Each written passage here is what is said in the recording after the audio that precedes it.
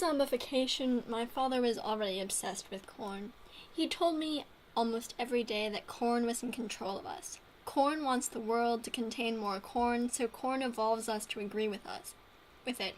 Corn tells us that we can make sugar out of corn, or fuel out of corn, or plastic out of corn, etc. The flu makes us cough, which spreads the flu. Corn makes us corn hungry, which spreads corn. He got this idea from a book, and he never ceased to be amazed by it. For years he would talk about it. We'd be eating mashed potatoes or something, and he'd say, "You know, potatoes are impossible without corn. That corn, it's everywhere." He meant this metaphorically, although it is now nearly true literally.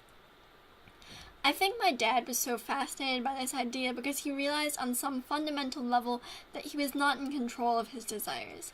I think he woke up every morning in his nice house with hardwood floors and granite countertops and wondered why he desired granite countertops and hardwood floors, wondered who precisely was running his life.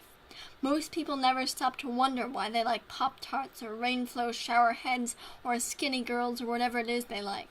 Although my father never abandoned the narrowly circumscribed suburban life he was fated to desire, the why of it all nagged at him.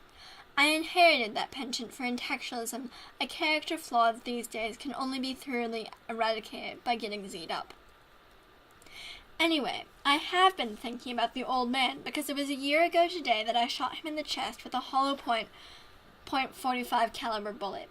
He kind of smiled as he fell backwards onto the overstuffed living room couch. He took a minute to die, and it was the smilingest minute I'd ever seen from him.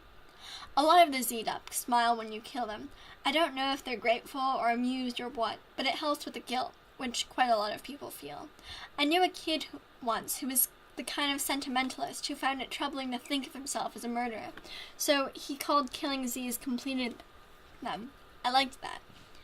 That kid, his name was Marcos, got Z'd up somehow.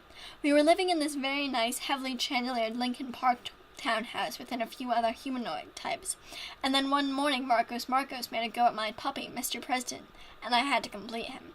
I completed his head all over the dining room credenza of that townhouse, and then me and Mr. President bolted for the proverbial high ground. Newsies go for dogs and cats and cows first, when they've still got enough of a moral compass to recognize that separating human beings from their vital organs, apart from being ethically troubling, is cannibalistic.